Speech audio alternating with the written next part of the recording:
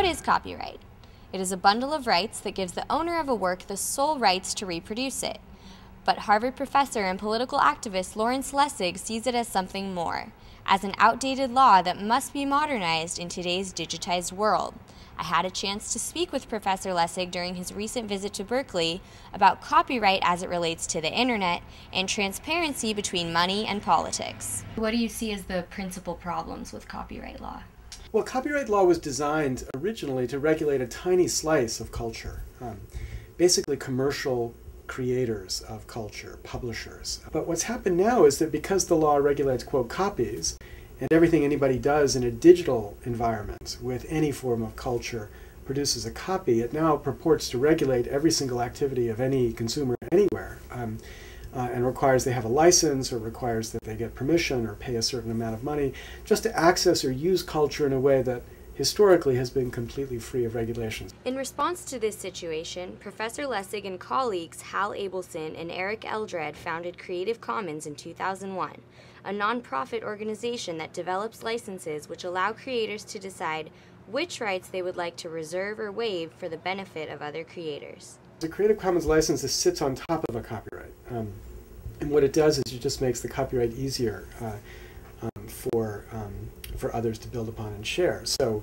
you know, artists as diverse as David Byrne or Nine Inch Nails, the Beastie Boys, have all released work under this kind of license to enable people to build upon and share their work consistent with the underlying regime of copyright laws. So when do you think we might see, realistically, changes made to the copyright law? So I'm very optimistic about ordinary people and institutions like universities and even businesses understanding the need for pretty important reform.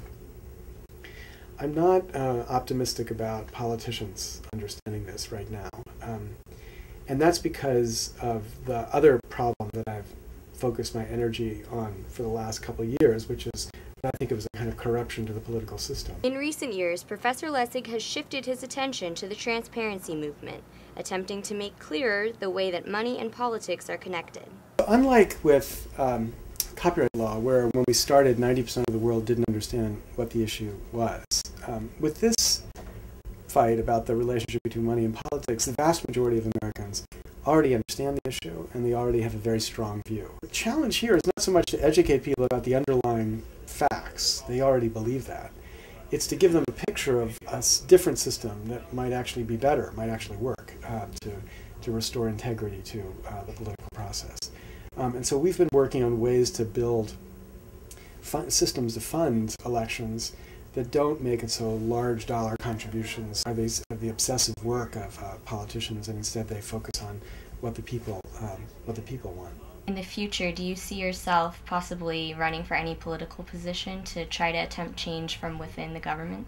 I have tried to make it very clear that absolutely never will I run for Congress, so that nobody thinks that this is a game to just kind of position myself so that I can become a politician. That's not what I want. I think what America needs is a lot of citizen politicians, in the sense of people who don't want to go into government, but who want to take, and sometimes take back control for a period of time to fix the system and turn it over to politicians so they can actually live within a system that's working. Even though we can't expect him to run for political office anytime soon, Professor Lessig continues to advocate for changes in governmental policy. Reporting for CalTV, I'm Christina Simonson.